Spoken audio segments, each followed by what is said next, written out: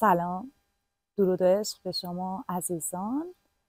با یک داستان دیگه از مثنوی معنوی در خدمت شما هستم.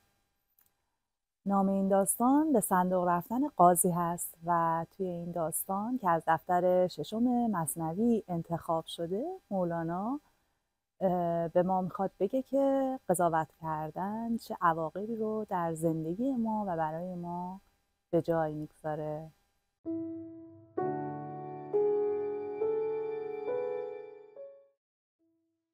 داستان امروز در مورد شخصی به نام جوهی که آدم رندی بوده، ولی در زمان این داستان از نظر مالی در مضیقه زیادی بوده.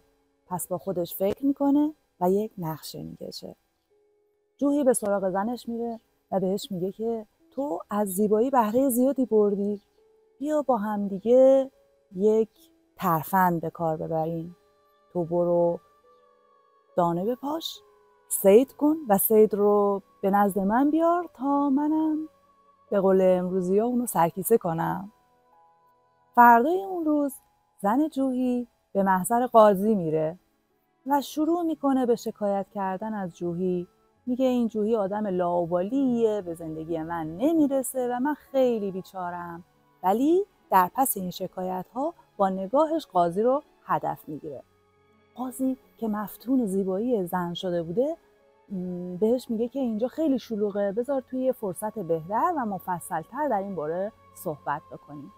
این بوده که قرار میذارن که شب به خونه همسر جوهی بره قاضی و اونجا بیشتر به این موضوع رسیدگی کنه. خلاصه شب که میشه قاضی به خونه همسر جوهی میره. همسر در رو باز میکنه و قاضی رو به داخل خونه میبره و شروع میکنن به صحبت. در همین گفتگو بودن که ناگهان صدای در میاد. قاضی وحشت زده از اینکه آبروش بره دنبال یه جایی میگرده که خودش رو مخفی کنه، ولی توی اون خونه فقیرانه جایی وجود نداشته و فقط یه صندوق در گوشه اتاق بوده. زن جویی میگه بیا برو توی این صندوق قایم شو تا من برم ببینم کیه که در میزنه، اون رو دست به سرش کنم. قاضی هم این کار رو میکنه و وقتی که همسر جوهی در رو باز میکنه، جوهی وارد خونه میشه و شروع میکنه به سر و صدا، داد و بیداد را میندازه. طبق نقشه قبلی شروع میکنه به ناسزا گفتن به همسرش و میگه تو آبروی منو بردی، شنیدم که امروز هم رفتی سراغ قاضی، من چیکار کنم؟ من از مال دنیا چیزی ندارم، همین صندوق رو توی خونه دارم، فردا این صندوق هم میبرم به شهر میفروشم تا بلکه مشکلمون حل بشه. زن جوهی هم هرچی اصرار میکنه میگه نه این کارو نکن، جوهی زیر بار نمیره. قاضی بیچاره هم که توی صندوق بوده حسابی وحشت زده، ولی از ترس این که مبادا آبروش بره و مضحکه عام و خاص بشه توی صندوق صداش در نمیاد و تا صبح همونجا میمونه. صبح که میشه جوهی به شهر میره، یه حمال رو میاره و صندوق رو بال قاطر میکنن و میبرنش که به میدون شهر بفروشنش. توی مسیر قاضی شروع میکنه حمال رو صدا زدن و بهش میگه که گوش بده به من قاضی هستم، توی این صندوق گرفتار شدم، سریع برو به محضر من و اونجا منشیم رو بهش بگو، داستان رو براش تعریف کن، بیارش اینجا و بگو به هر شکلی شده و به هر قیمتی شده این صندوق رو از این شخص بخره و من رو نجات بده. حمالم این کار رو میکنه و میره منشی رو صدا میکنه و اون میاد. وقتی که به میدون شهر میرسن، منشی قاضی میره سراغ جوهی، بهش میگه که من به 100 درهم این صندوق رو ازت میخرم. ولی جوهی زیر بار نمیره، میگه نه من این صندوق رو تنها دارایی منه و من 1 قرون کمتر از 1000 درهم اینو نمیفروشم. منشی هم که دیگه هیچ کاری نمیتونسته بکنه، میگه که بابا این چه کاریه، این ارزشی نداره این صندوق. ولی جوهی اصرار میکنه، میگه اگر میخوای من درشو باز کنم تا ببینی که این هیچ مشکلی نداره و من اینو 1 قرون کمترم نمیفروشم. این میشه که خلاصه منشی مجبور میشه که صندوق درب و داغون رو به 1000 درهم از جوهی بخره. خب دوستان، بیایم با هم بریم پشت داستان ببینیم مولانا هدفش از این حکایت چیه و چه پندی رو برای ما داره. توی داستان دیدیم که جوهی و همسرش قاضی رو انتخاب کردن که بهش فریب بدن و قاضی داخل صندوق رفت. حالا یه سوالی مطرح میشه، اصلا چرا قاضی رو اینا انتخاب کردن؟ این همه آدم وجود داره، چرا یه راست رفتن سراغ قاضی؟ قاضی یه ویژگی خاص داره، اونم قضاوت کردن، یعنی اینکه مشخص میکنه کی رفتارش درسته کی رفتارش غلطه. مولانا هم توی این داستان در واقع منظورش از قاضی کسیه که دیگران رو قضاوت میکنه. یه نکته‌ای هم هست، آدمی که دیگران رو قضاوت میکنه همیشه یه ترس داره، اینکه خب بقیه هم ممکنه که اون رو قضاوت بکنن، در مورد کاراش اظهار نظر بکنن و اون رو زیر ذره‌بین قرار بدن. در واقع همین ترس قاضی اون رو یه صید خوب برای جوهی کرد. بیاین نگاه کنیم به زندگی خودمون. خیلی وقتا هستش که ما توی زندگی از دیگران ایراد میگیریم، رفتارشون و لباس پوشیدنشون و حرف زدنشون و کاراشون رو شروع میکنیم قضاوت میکنیم. خب وقتی که این اتفاق میفته ما توی ضمیر ناخودآگاهمون خودمون هم همیشه یه ترس رو داریم که نکنه که رفتارمون اونطوری که باید درست نباشه، بقیه مثلا به حرف زدنمون، به لباس پوشیدنمون، به رفتارمون بخندن، مسخرهمون کنن. اینه که شروع میکنیم چیکار میکنیم؟ یه رفتارهایی رو از خودمون نشون میدیم که مورد پسند دیگران باشه. جوری لباس میپوشیم که بقیه خوششون بیاد، جوری حرف میزنیم که بقیه خوششون بیاد. اینجایی که در واقع ما مثل اون قاضی میریم توی صندوق. صندوق همون تظاهر کردن، همون نقابه که ما به صورت میزنیم. حالا شما تو داستان یه جای داستان دیدین که قاضی مجبور شد برای یه صندوق بی ارزش یه بهای گزاف پرداخت کنه. خب حالا فکر میکنیم اون بها چیه که ما پرداخت میکنیم؟ در واقع ما تظاهر میکنیم، نقاب میزنیم، دیگه خودمون نیستیم و بهایی هم که پرداخت میکنیم شادیمونه، عمرمونه، زندگیمونه. ما در واقع بعد از این که شروع میکنیم به نقش بازی کردن، بعد از این که دیگه خودمون نیستیم، شادی هم از زندگیمون خارج میشه و دیگه اون آدم قبلی، اون آدم خوشحالی که خودش هست، بر خودش زندگی میکنه نیستیم. تظاهر و نقش بازی کردن در واقع بهایی هستش که ما میپردازیم که از صندوق یا اون نقاب خارج بشیم. ما در واقع وقت و انرژی زیادی رو صرف تظاهر میکنیم و در مقابل اون شادیمون رو میپردازیم. پس بنابراین بیاین اونطور که هستیم باشیم و زندگی کنیم تا بتونیم همیشه شاد باشیم. امیدوارم مطالب امروز براتون مفید بوده باشه. با سپاس از همراهی شما. اگه دوست داشتید منو دنبال کنید، ویدیوهای بعدی من رو هم ببینید، نظراتتون رو برام کامنت کنید، بنویسید که کجاها هست که احساس میکنین دیگران رو قضاوت میکنین، بگردین دنبال اون جاهایی که بد و خوب میکنین بقیه رو، یا نگران هستین که دیگران در موردتون قضاوت کنن.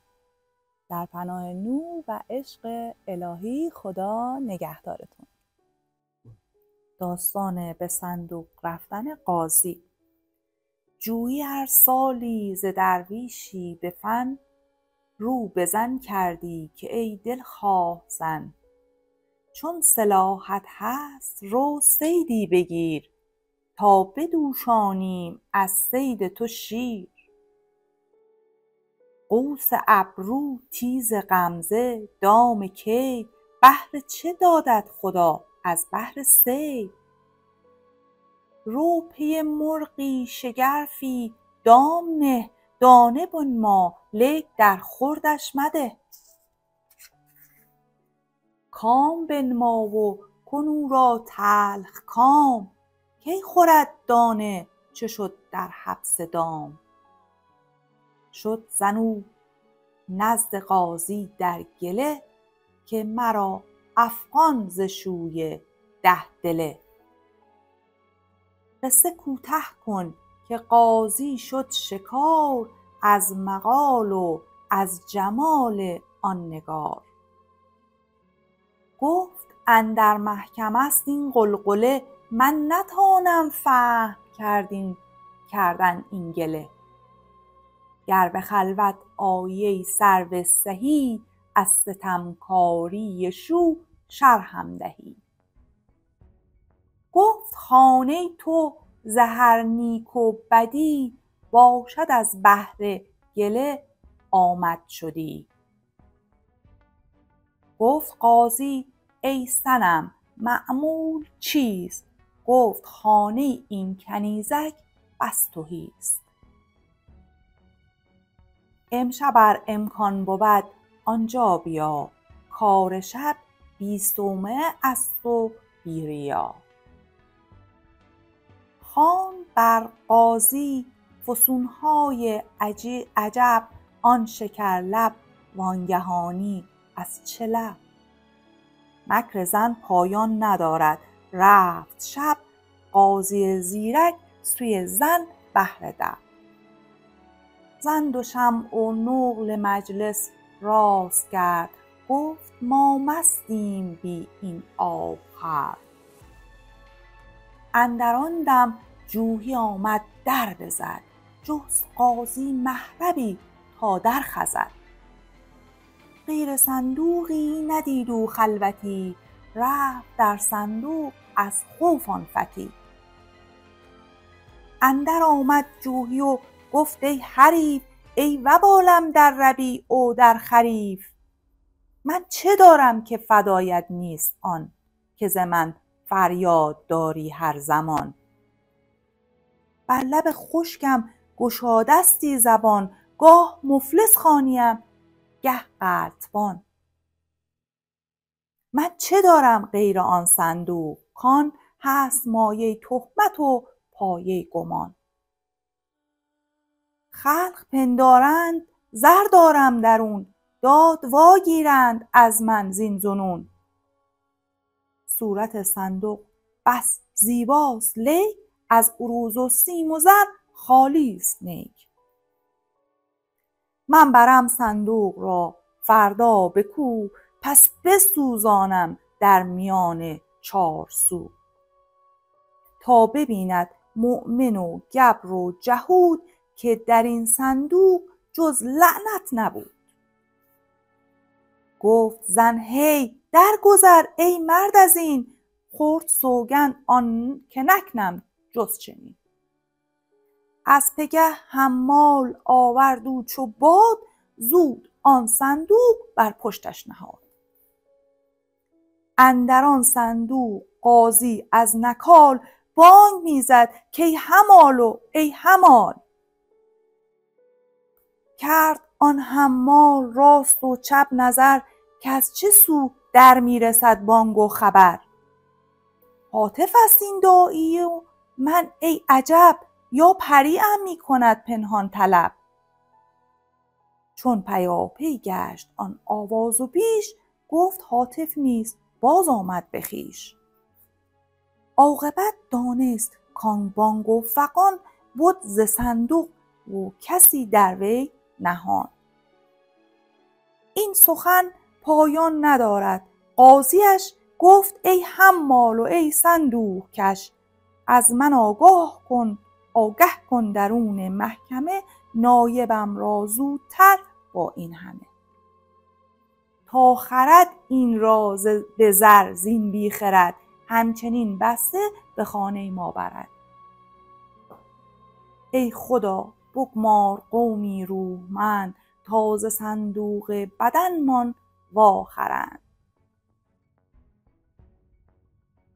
آنکه هرگز روز نیکو خود ندید، او در این ادبار کی خواهد تبید. یا به طفلی در اسیری اوفتاد، یا خود از اول ز مادر بنده زاد. ذوق آزادی ندیده جان او، هست در صندوق صور میدان او. دایما محبوس عقلش در صور، از قفس اندر قفس دارد گذر. منفذش نه از قفس سوی علا، در قفس ها می رود از جا به جا. گفت منفذ نیست از گردونتان، جز به سلطان و به وحی آسمان. گر ز صندوقی به صندوقی رود، او سمایی نیست صندوقی بود. خرجه صندوق نو نومسکر است، در نیابد کو به صندوق اندر است. گر نشد غره بدین صندوق ها، همچو قاضی جوید اطلاق و رها. آن که داند این نشانش آن شناس، کو نباشد بی فغان و بی هراس. همچو قاضی باشد او در ارتعاد، کی برآید یک دمی از جانش شاد. نایب آمد گفت صندوقت به چند، گفت 900 بیشتر زر می دهند. من نمی آیم فروتر از 1000، گر خریداری گشا کیسه بیار. گفت شرمی دار ای کوته نمد، قیمت صندوق خود پیدا بود.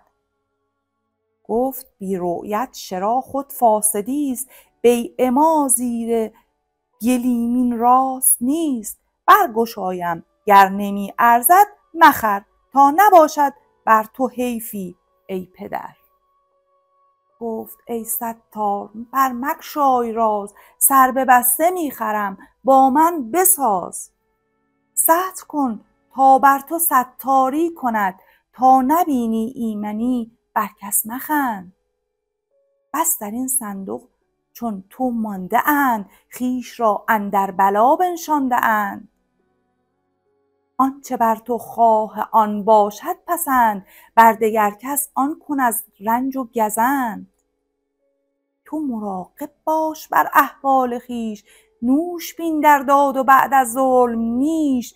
گفت آری این چه کردم استم است، لیک هم می دان که بادی ازلم است. گفت نایب یک به یک ما بادیم، با سواد وجه اندر شادیم. همچو زنگی کو بود شادان و خوش، او نبیند غیر او بیند رخش. ماجرا بسیار شد در من یزید، داد 100 دینار و آن از وی خرید. هر دمی صندوقی ای بدپسند، هاتفان و غیبیانت می خرند.